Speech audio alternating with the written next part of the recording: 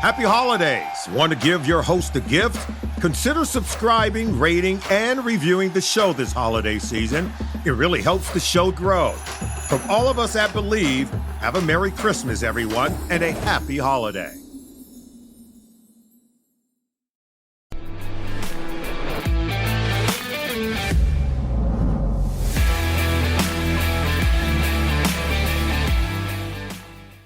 And what's going on, Los Angeles, Bruin Nation, LAFB fam? How we doing? Your dynamic duo, the Thriller and Madman, back together again for all of your UCLA football needs. And, of course, we have the man that needs no introduction to the UCLA Bruin Nation, the man, the myth, the legend, the OG, the original QB great to beat SC back-to-back years, the one and only Silver Fox, the master of ceremonies of all great UCLA football events, and frankly, the master of ceremonies of our hearts at UCLA, the great Mr. Wayne Cook. Wayne, so great to have you on this Sunday evening. Yo, you guys, come on. It's we were talking about before we came on the air, but it just feels like it feels like things are going right. When things were going so wrong, it just feels like all of a sudden there's this momentum of good happening right now. And I know we all feel it. I mean, I'm walking around the press conference, and I haven't even met him yet. And I sat in 4 hours of traffic just to get to UCLA because I care about this program so much. I wanted to get there. And Nick Cope, who hosted the event, and then myself were going to get to interview him in person, which was, again, and I love UCLA for supporting this. They even had 3 cameras going, and it was probably the best one we've done. And we should do this all the time, UCLA. It's good content. And I just felt like even before I talked to him, the energy at the press conference, the reporters were almost like they just had nothing but like they kept wanting to ask questions in a positive way, because it felt like they were excited too. And I know people don't think that matters, but I think UCLA has taken so many hits with negative press. And it's not all the people that actually work for the newspapers and the people that cover, because we have some people that are, and we have some new faces in there too that haven't been around forever. But it just felt like them, the local news. We know Jim Hill's always going to be positive because he's great at being positive, and I love Jim Hill. But it just feels like this is the buzz we need. And now we just have to find a way to maintain it. We have to find a way for UCLA to reinforce it. Like, keep pushing out the positive stuff. Keep pushing out. Don't be afraid to get in front of the media and let them know things are going really well. Don't just like run away now and just let things take its course. You got to keep pushing the positive stuff, because I think it has a huge impact, you guys. And I know you felt it too. I know both of you did. I think it has a huge impact on how recruits are going to view our program, how parents of recruits are going to view our program, how alumni and donors are going to view our program. Like, all of that stuff matters. And when you have like a guy like Bob Myers who's there, when you hear stories about Coach Dave Roberts somehow being involved, when you hear the connection between Adam Peters and Bill Simmons, who somehow got involved and talked to Coach. Like, these are some big time names, and this is what UCLA can do. And so all of that stuff, let's just keep going. Let's just keep going. Let's keep pushing it. And with the Bruin Bible, we got to keep pushing it, right? We got to keep pushing it because it's going to help. No, I appreciate you saying that, Wayne, and really want to get your insights. You know, you touched on so many great things there. You were in the room, but not only were you in the room, you've been in all of the past rooms as well. I mean, you were the host of the last press conference. You've had really a firsthand view and perspective on really so many of the coaches that have come and gone over the past 20, 25 years. Just what can you share about Chesney in the moment? You've interviewed him as well over the course of this week. Just his energy level, what makes him unique, what makes him tick, and what is sort of getting you most excited about, you know, this Chesney era upon us here at UCLA? So yeah, I mean, you guys, you nailed it. I mean, I've been a sideline reporter and involved in this stuff since Bob Toledo. Yeah. So everybody sent, and of course I played for Terry Donahue. So it feels like I've kind of got all these coaches and I've been able to talk to them and be a part of this. And they're all different. And to be honest with you, I like every single one of them. I know some of you out there don't, just like, why do I have to get this off my chest? Just like there was somebody, Nick Cope was telling me, he was laughing. He goes, Wayne, he goes, yeah, some guy, we posted our interview with him on YouTube. Like someone was saying, yeah, great content and everything, but I just can't listen to Wayne Cook's voice anymore. And I'm like, this is how I sound, man. I can't get my voice fixed. It's just, I teach all day. I do get fired up a lot. I may sound like I'm always first, but this is what it is. So if you don't want to listen, I guess don't listen. But I will tell you this. I have a passion for UCLA football. And the reason why I drove, and I'm not kidding you guys, it was about 8 hours in my car that day. It took me 3 hours and 48 minutes to get there. And then right after the Chesney interview, it took me about 4:20 to get home. And I couldn't believe that it took me that long. But it was insane how bad the traffic was that day. But the whole time, I was just excited that I met Bob Chesney. I was excited to see UCLA have that kind of energy. I was excited to talk to Bob Myers, even though it was only for a little bit. Because, we were in school together, but we didn't really hang in the same circles. But, like I just like being around people that are special talents. Yeah. And for me, that's how I felt when I was around Bob Chesney. And remember, I know I'm always positive. There's a different energy when you're around Rick Neuheisel, who I love. When you're around DeShaun Foster, who I love. When you're around Carl Durrell, who I love. I mean, these are all wonderful people. And every time I see them, I'm excited to see them. So this is not a lie.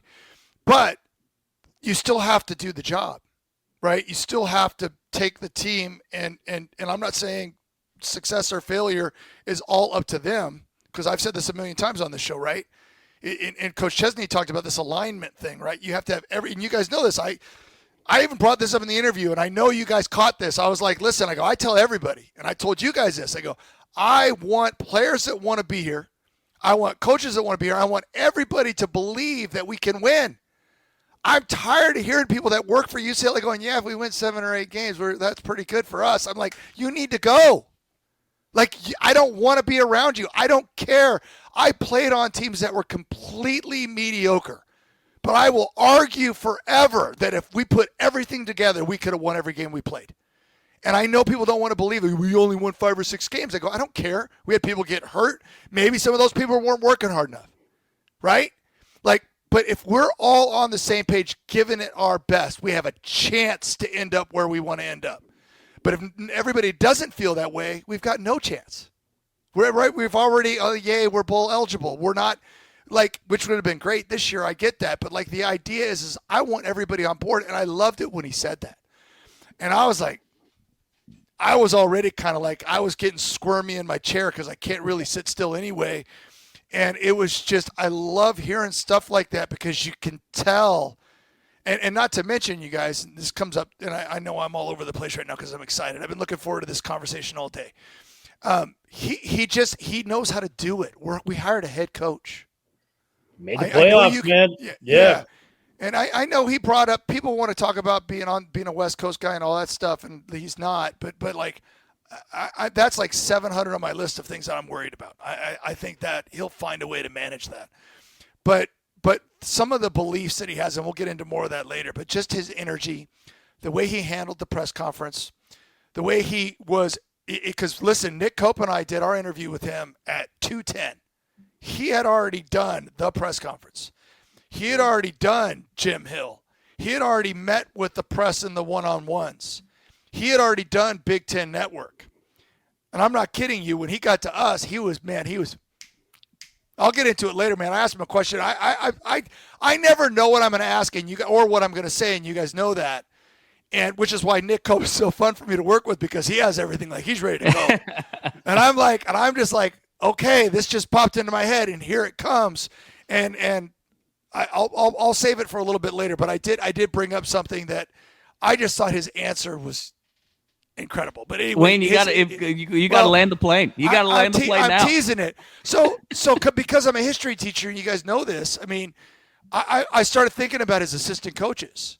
Yeah. And I'm starting to think about, like, you've got to build a staff, because I always said this about Terry Donahue. When Terry Donahue had the right people around him, he was so dangerous. And we went to a lot of Rose Bowls when he had the right people. One of those people was Homer Smith. He knew, because a couple times Homer Smith got away from him. He went and got him back. Because those are the type of people, when you have great coordinators and great assistants, you can win a lot of games. And it doesn't mean you're going to always maintain them. But the good ones go out and find other great assistants. So anyway, because I'm a dork and I teach 8th grade social science, we watch a movie called The Crossing in my class, and it's about the Battle of Trenton, where Washington crosses the Delaware, marches into Trenton. And, I mean, he thinks they're all going to die, basically, but he's got no other chance. But throughout that movie, you can see him listening to his officers. He asks them questions. He lets them sometimes be blunt with him. Yes, he's the one that always makes the final decision, but he listens to the people around him. And you also find out in that movie that there were other people, whether it's a guy named Lee, who wasn't the same Lee from the Civil War, but another one. There's a guy named Gates. There are other officers that are jealous. And we all know about Benedict Arnold. They're all kind of jealous of George Washington. They were the leaders that liked the status of the job. They liked the money of the job. They liked their future in politics. Washington cared about his men. He cared about the lads that were going off to fight in war and possibly die. It kept him up at night. He cared about his officers. He cared about the country when he became president. So anyway, I didn't do all that. I just totally geeked out on a little history stuff. I didn't do all that, but I just asked him about Washington's leadership. Man, he flat out just gave me the greatest answer about how, Washington didn't want that power. He wanted, I talked about his cabinet, the people that he had around him. And he's like, he didn't want that power. And he just went off, and I'm not even going to go back and find it. Bruin Insider Show, the Coach Chesney interview with Nick Cope and myself. But the way he talked about leadership and the way he knew exactly what kind of leader George Washington was and why we care about that. I mean, he set all these precedents that a lot of presidents that probably should be looking back on, and maybe modeling a little bit more. And it's just like he didn't want another term. He thought 2 terms was enough. He warned us against political parties. He thought they would divide us. Because if you have a football team that has factions, which a lot of football teams have this, they have groups that hang out together and think in different ways. If you have too much of that, you're not going to be good, right? You want to all be together, and all this stuff just ties in to being a great coach. You've got to find a way to bring everybody together and to fight. And that doesn't mean just the players. That means the coaches. That means the people that tape the ankles. That means the people that are handing out the water. That means every single person is on board. And he said that. He said every single person needs to be on board. But yeah, he wants to surround himself with the right people. And I just thought that was such a cool answer, because it makes me feel like he might not get his first choice for every coaching position. Yeah. But he's going to make sure he gets really good coaches, and then he's going to make sure they know what he expects. And Wade, he's got a lot of similarities with you too. I mean, I know your dad was a football coach. The family lineage for Bob Chesney is just wild. Dad was the head coach of the football team. Grandpa was the O-line coach. Uncle was the wide receiver coach. Neighbor and close friend were doing the film room for the high school. It's like he was born and bred to be a coach and a high-level one at that. So we're just so honored to have him.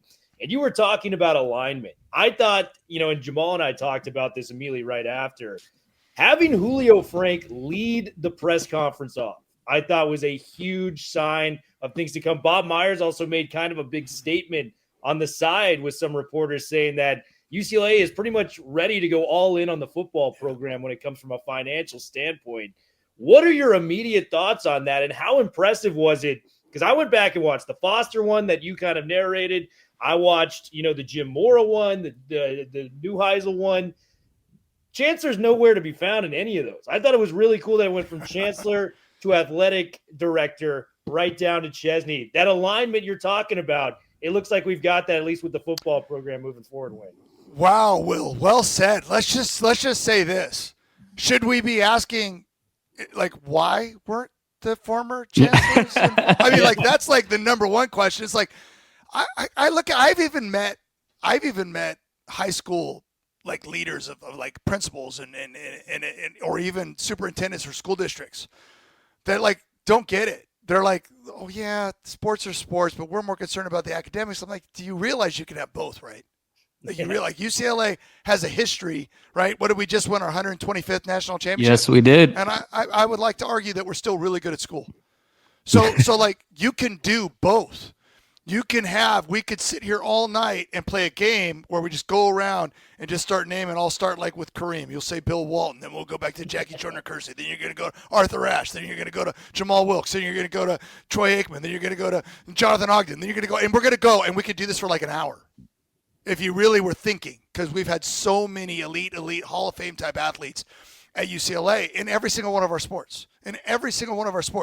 So like it's incredible, and yet, if you're a chancellor at UCLA, how can you not see that? Yeah. Like, how can you be blind to that? It's like, come on, man. It's like, this is almost like a layup, by the way. Show up. Show support. Actually study even if you're not an athletically inclined person, man or woman, do your research, right? Learn about it. It matters. It brings a ton of money, a ton of eyes. And again, it's not all about money. I'm not all about the money, but I am about doing things right. So, like, you got to do it right. So, yes, having our chancellor show up and speak, talk about how athletics is the front porch, the first thing you see. Yeah. And I'm telling you, like, what a great statement. It gave everybody the image of, yeah. And think of all those athletes. Just imagine you're walking, and they're not all dead, so they're not all ghosts, but like you're walking through. If anybody's ever been into our Hall of Fame and ever seen all the national championship trophies, you're walking through that as your entrance into this amazing school, which, by the way, is incredible on its own. And we could probably geek out on all the amazing things that we've done non-athletically as well. So it's pretty awesome, and the alignment part, it has to happen. And then I'll say a little code here.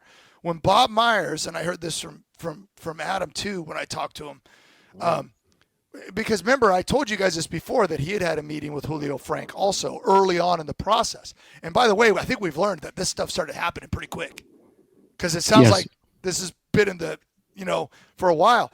So the idea is, and by the way, also for everybody else out there, plenty of other opportunities. When the world tells us, oh, UCLA is not a great job, they can all fly a kite because it's easy to say. You're wrong. They're wrong. It can be a really good job if it's done right, and the alignment part is there. But if you listen to Bob Meyer, isn't it a little bit code for there's money that's out there that's available? And maybe more of that comes from the school itself. No. You know what I mean? Like, and not only that, but there's some big time people that might want to be invested as well. So that's encouraging to me as well.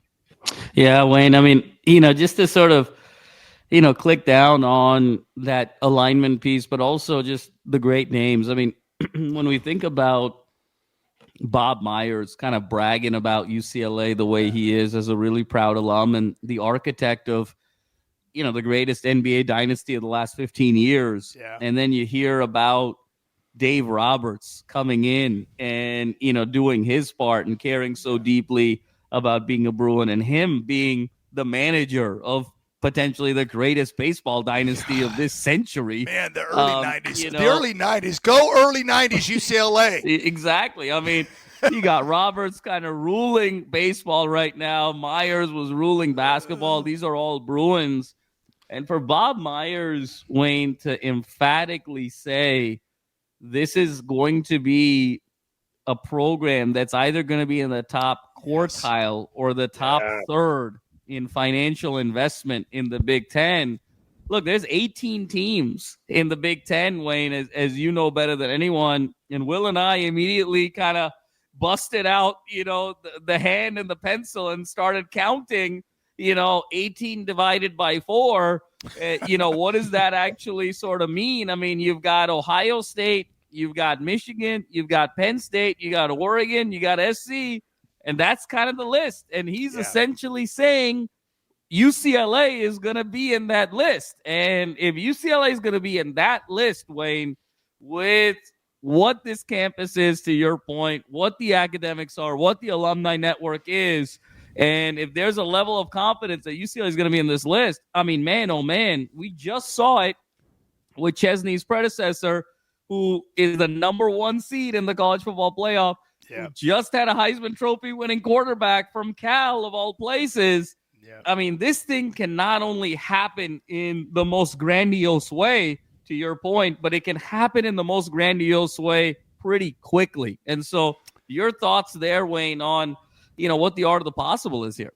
So, I've said this many times. Like, we live in an era where things can happen really quickly, but we also live in an era where you have to be really careful. Yeah. Like, one of the things that I've brought up too much is we have to do a better job of finding not only talent, but the right type of person. Like, I'm always blown away with how vile, and I'm guilty of looking at it way too much, but how vile the internet can be and how vile the social media can be. And, when you see Fernando Mendoza give his Heisman Trophy speech, and you have people on the internet going, I don't think he's going to fit in the NFL. Why? Is there just a bunch of a-holes in the NFL? I mean, like, what are we talking about? Like, more people need to fit into what he's doing. And then you see the way that, Diego acted afterwards, and like, is that really what you want? And it's like, I'm convinced that half the country, that's what they want. They want a bunch of me people that only care about the money, that only care about their stats, and only care about, and I'm sorry, I've been around not only my program, but I get to talk to a lot of people that are around other programs as well. There's a whole bunch of kids that just care about the money. There's a whole bunch of kids that are even mid-season, parents and players are like, I want more. There's a whole bunch of young athletes that are getting their paycheck and then shutting it down and like going through the motions after that. The really good coaches are finding a way to find the right people. Before the Heisman Trophy speech, I watched Indiana in the championship game against Ohio State, and it wasn't just Mendoza, because he was great after that game too. His speech, I mean, he sounds like a kid that's going through puberty. He's like voice cracks. He's emotional. He's like, and I joke around. He's a pure soul, man. Yeah. He's like the kid I get in class. Like, it's so funny because all the other teachers I teach with, they're like, oh, you like the athletes. No, most of the athletes are jerks. And I'm being serious. The female ones are always awesome, but the male athletes, they're all so full of themselves. I'm like, I tell them all the time, because I'm 54 years old and I can whoop you in anything that you choose. Like, so I know you think you're great, but you're not anywhere near where you need to be. You always try to humble the guys. Because let's be honest, the image that they're seeing are these really kind of they talking crap, full of themselves. Like, that becomes the image of, oh, I want that.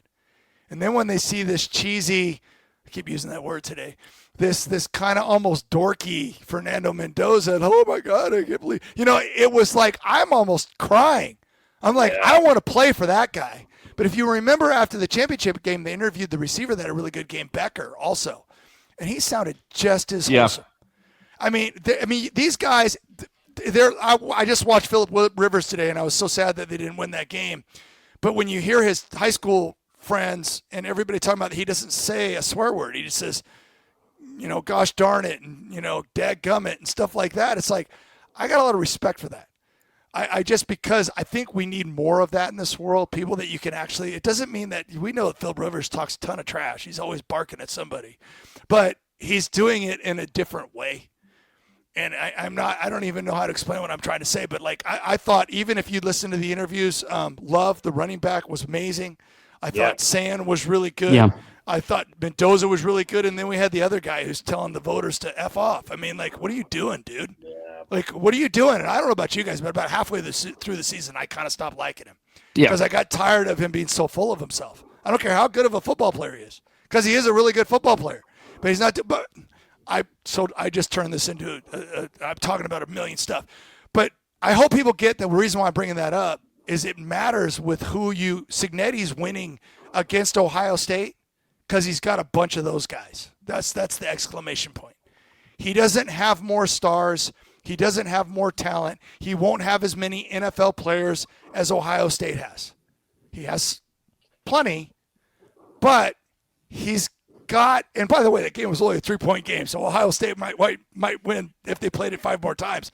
My point is, though, is that you want to get the right type of people. Like if UCLA is an academic school, if we're going to recruit at a high level, if we're going to have the kind of money that we're saying we're going to have to spend on these people, you can't get a bunch of people that are just going through the motions because now they're rich and 20 years old.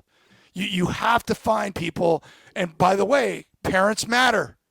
All of us know this that have been around in youth sports. If you start paying attention, parents matter. These kids don't magically end up being amazing and have horrible parents. So like all of that stuff ties into a formula that all these coaches are looking for. And you can. I think Coach Chesney talked about it. He had 1 year where it's 50 new players, another year where it's 60 new players. And he had a team that Signetti pretty much stripped, right? And took everybody. He comes in and goes 9-4 and now 11-1 and has a chance to play Oregon, and we'll see what happens. But you have to have the right people to have that kind of success. You really do. It matters a ton. Yeah, and speaking of that, we may have just found the next right person within the program to kind of build upon. Chesney gets his offensive coordinator, Dean Kennedy, coming to UCLA. He had a top 10 scoring offense and a top 10 rushing offense last year.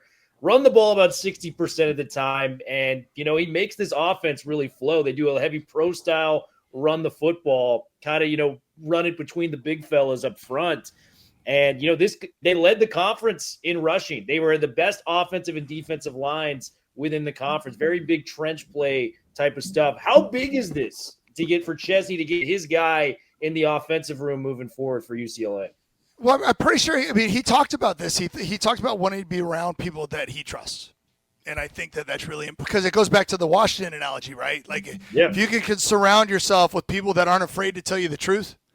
Because to be honest with you, I've been around the program for a long time, and there have been a few coaches that people were a little bit intimidated by.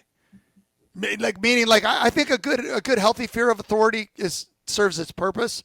Even amongst players, right? You got to feel like, hey, he just said something that I should be worried about. Like I had it when I played. I think most players, if you have that healthy fear, that's fine. But I'm talking about when and I don't care which, because you could try to figure out who it is. It might be more than one, you guys. Might be more than one. Might be 2 or 3, actually. That get so almost insecure. Sometimes it's insecurity.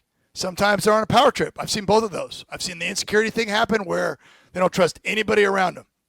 And they also want to hire beneath them so they can kind of control everything. I've seen that.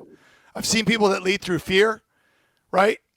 I've seen, there's other people that, everybody has a different personality of leadership. And, I'm not saying there's only one way to do it, but there is more of a right way to do it than there's a lot of wrong ways to do it. But there's only so many right ways to do it. You can have different personalities.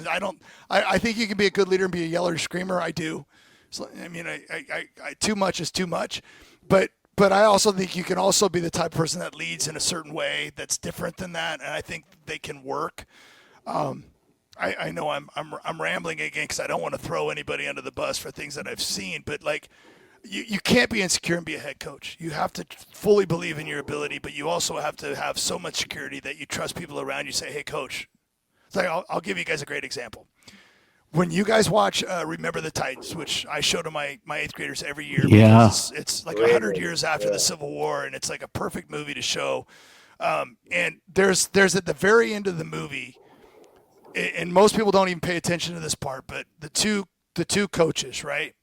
They finally start listening to each other. Remember, he goes, "Hey, Herman, I need your help. Coach Henry's kicking my ass." And then Herman goes, "We're going to play you, and you on defense," and he switches things up. Then at the very end of the game, the defensive coach comes up to Herman and goes, "Hey, they're over pursuing. We got to go the other way." And it's just a cool, subtle little example of how they were telling everybody else what to do and how to do the thing right, but they weren't doing it yet. They weren't actually listening to each other. And when they did, that's when they win the championship. And I just think it's a cool life lesson to focus on those little things like that, because I think good coaches are willing to listen to the people around them, because those people, let's be honest, some of those people are going to go on. Think about Saban. How many of his coaches have gone on to be really good head coaches? Yeah, so maybe those guys have something to offer. No doubt, Wayne. I mean, they're so well said. I mean, and that Saban tree, is sort of a who's who of coaches right now. And I think of, Chesney bringing his people along. You think of Kalen DeBoer bringing his people along to Alabama. There's also, I think, to your point, I mean, this has been such an incredible conversation because it goes so beyond football in terms of the life lessons and leadership and what it means to be a successful human being. And I think there's a loyalty element there, too, of these guys kind of when you see assistants that are loyal to their head coaches in a world, Wayne, to your point, where loyalty is so far and few between these days than where it was. That's the thing that gives you so much optimism as much as anything else about Bob Chesney, that he's the type of person to inspire loyalty from his staff. And those are the exact type of people that we're looking for here at UCLA. Speaking of loyalty, Wayne, we love him to death. He's sort of our honorary mascot, if you will, bleeds UCLA. With the arrival of Dean Kennedy, obviously there's sort of a signal there for Jerry Neuheisel that, he's not going to be the offensive coordinator moving forward. Where do you see Jerry's next steps? I know we talked about this, when we had you on last, but now that it's sort of become crystallized, where do you see Jerry's next steps? I mean, is there a world that he could play some type of recruiting role on Chesney's staff, or he's going to go elsewhere and look for that next OC opportunity and really develop? How do you see this thing play out, and are you hearing anything? So here's the great thing about Jerry. He's a young guy. You can feel how much he loves doing what he does. He loves it. Everybody that's ever played for him, I don't care if it was tight ends or receivers, I know he'd do the same thing at quarterback. He's as a coordinator, he came in right away and had an impact. But everybody, it's like every time when you're a quarterback, when you're a player, and my coach used to say it all the time. He goes, when you make that mistake, you put it in your computer, right? You store it away and you remember it for the next time, because the next time that happens, you don't make the same mistake again. And when you're calling plays for the first time, and I've said this for 1,000 years. My coach was so smart when I played that he knew, and he gave me he even told me, he goes, Wayne, if you ever want to wave me off and just say, I got this, you can. Now, I never did that. I don't think I ever had that kind of guts, but we played my junior year against USC, and I called half the plays at the line of scrimmage. He just called on the ball. And we went up, and I read the defense, and I made the call, because the best way to make the right call is when you see what they're in. Right? When you call it in before the defense actually sets up, you're kind of guessing based on what you've studied on film and what you think they're going to do. So you have to have that ability to get the team into the right play. I know things have changed, right? And sometimes now there's like two plays, and, if this happens, run this. If this happens, runs this. And people do it differently. But the idea, though, is there's a great feel that great play callers have. And I truly believe that just like being a quarterback, you develop it over time. Like, if you really think about it, Jerry Neuheisel was given a huge gift to play one of the hardest schedules in the country. Those last 5 games, that 5-game losing streak, I think at the time, and it may have ended up being that way too, because obviously the 1 and 2 team in the nation on the road. But to play those 5 games in a row after the 3-game winning streak was the hardest schedule in the country, based on what those teams had done. And you're going up against some elite defenses too, and you're playing with a team that had struggled, right? So it wasn't like he had the magic wand to make a team that maybe didn't quite have the personnel to do that. So Jerry was trying as hard as he could the whole year. The offense did. I mean, let's be honest. The offense fell into a huge funk. I get that coach comes in and wants to make a change. I get also why people are so upset, because we love Jerry. We love, he's a Bruin. We watched him, have his heroic moment against Texas. He kind of became a legend there. And then from then on, we see all his celebrations in the locker room and how much he loves UCLA. But I do think that as a young coach with this experience now, he has an opportunity. And I think that the people around him, I even say this about quarterbacks when they transfer, but please, or even like some of our receivers, like if you're a receiver, and I love Logan Loya, but why Minnesota? Like, right. You know what I mean? Like, I get it, and they might have sold you something, but maybe that's not the best fit. Like, try to find a place we already saw. I talked about Braden last time we were on, but he's already in the portal. Yeah. Right. Yeah. Just under 1,000 yards, first team at Utah State. I promise Come on you. back, buddy. Yeah, Well, exactly. And if he doesn't come back, I'm already like, call Indiana. Yeah. Show him your film. Doesn't he seem like he would? I mean, again, I doubt he would come back, but if he would, right totally, there, man. exactly. But what I'm just saying, these are like you guys think about where now. Maybe there's 20 other guys like him that want to go there too. But like my whole point is like with Jerry, find a place where you can go do your thing on offense. Right. Be maybe without the pressure of playing against Ohio State and Indiana and Penn State and any of the teams that it seems like we seem to always end up playing, and really get to where you're developing your system in a way. Again, I'm not an agent, you guys, but like it makes sense to me. For all these guys, go somewhere where you can really excel. Don't go somewhere where you're going to kind of get lost and not have a chance to. Because how many coaches have done that? Taken that wrong job and it just sets them back 5 years. Make sure whatever's out there, and who knows what the choices are going to be, make sure you find that right fit. And that to me is the most important thing, because I think you can take the wrong job. Yeah. Makes sense, Wayne. Well, Wayne, we'll get you out on this because this is. I don't want to leave. No, I'm having too much fun. You guys give me a chance to talk. Like my poor wife has to listen to this stuff. Oh my gosh, we're all ears. Our fans are all ears, Wayne. We always wait for you, and you always have the blue and gold carpet wherever you go, and certainly on this channel and on this show. But Wayne, what are you most excited about right now in terms of next steps? Right? I mean, there's still some more staff hires. We got a big time transfer portal window coming. Formation of this roster, spring ball. I mean, there's just so much out there. But is there something that you've got kind of your eye on right now in the next few weeks that you're particularly excited about, and maybe something that fans aren't expecting right now, and maybe there's going to be sort of a curveball in the best way that maybe to come here in the next few weeks and months? I wish I had something awesome to offer you guys. I'm excited. I want to watch the game this weekend. I'm excited to watch JMU. Yeah. I'm very curious because I don't think we've said anything about D coordinator, right? No. And again, I know I don't even want to talk about it. If it happens to be someone that's going to be playing in that, coaching in the game this weekend, it is. But because listen, they work great on offense and defense. We already talked about the offensive coordinator. Who knows what's going to happen? I don't know. But I said it earlier. Whenever we get lists in our head as fans, because we do that, if it's not that, I almost want to say let's keep trusting in Coach Chesney, right? Let's keep trusting in this, and that he's going to put a staff together that he believes in. So I am excited about that. I don't know about you guys, but the whole key to this whole next year is the transfer portal. Yeah. Yeah, man. I mean, this is as crucial as it's ever been. Because we've added pieces in the past. I mean, I just got done watching a little bit of NFL football this afternoon, and Lazio had a great game today, and he was even though they lost, he was in their business today, and so did and I'm watching Sharps too play for Seattle. Those are two transfers that came to UCLA from Washington and Michigan. Like when you can bring players in, and I know there's a lot more out there that are playing in the NFL, but like when you can bring impact players like that in. Right. And do that along with, and remember, we need big butts, as Matt Stevens always says. We need guys in the trenches. We need offensive linemen. I mean, Garrett's graduating, right? And he was our one, conference honoree. Yep. But you need guys, offensive and defensive lines. We're losing some people.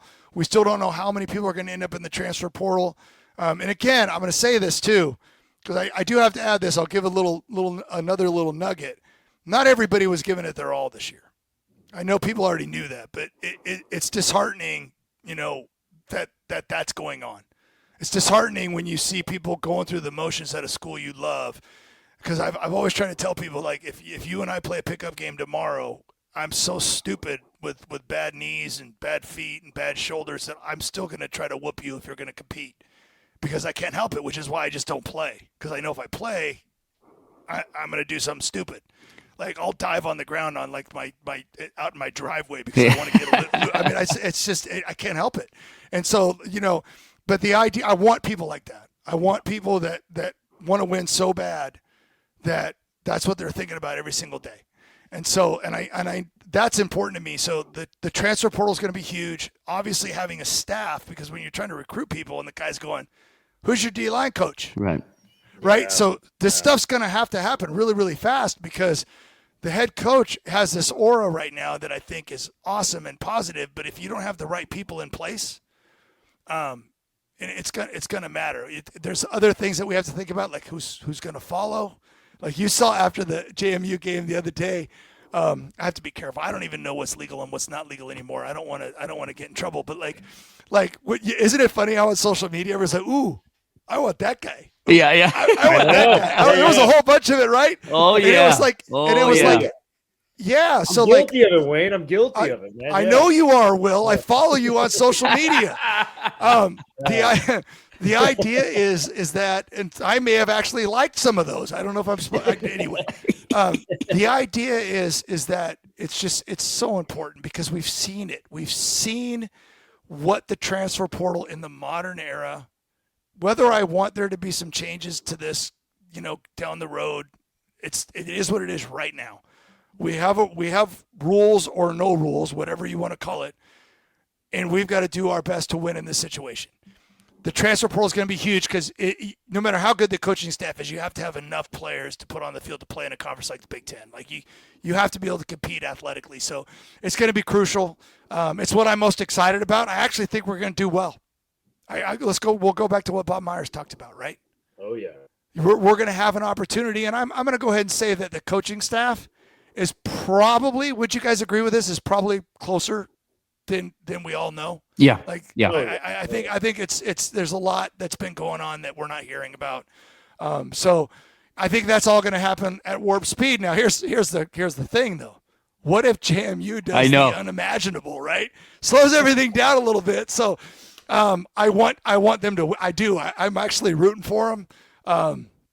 I want them to succeed, but at the same time, I want our coach to be able to. And he said it. He's still going to have to do double duties if it happens, but it'll be interesting. So transfer portal's the answer. That's what I'm saying. Transfer portal. In the transfer portal, we trust Wayne, but and Will and I talked about it.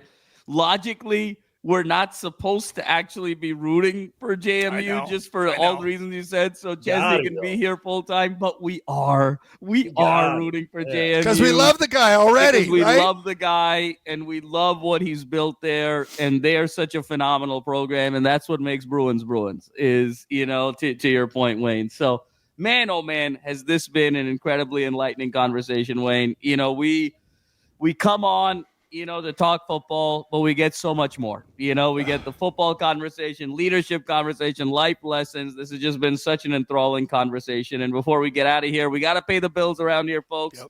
Download the #1 sports app on the market today, the Sleeper app. Real-time stats, live engagement, fully immersive one-stop shop.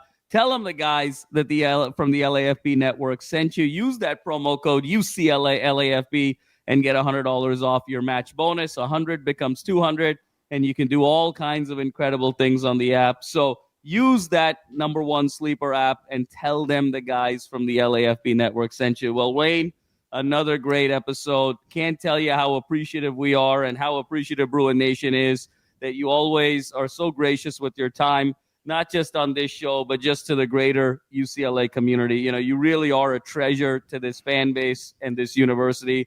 You give incredible pregame speeches before the SC game. You've hosted all the great events. You're such an ambassador for this program and this university, and we're all very grateful that you are a UCLA Bruin, and really incredible times ahead.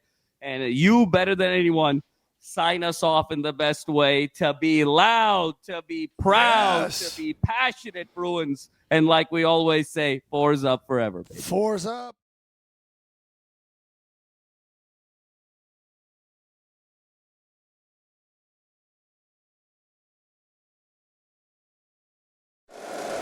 If you like the show, please take a moment to rate, review, and subscribe. It really does help the show to grow.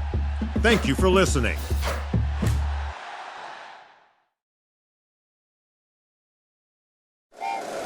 Happy holidays! Want to give your host a gift? Consider subscribing, rating, and reviewing the show this holiday season. It really helps the show grow. From all of us at Believe, have a Merry Christmas, everyone, and a happy holiday.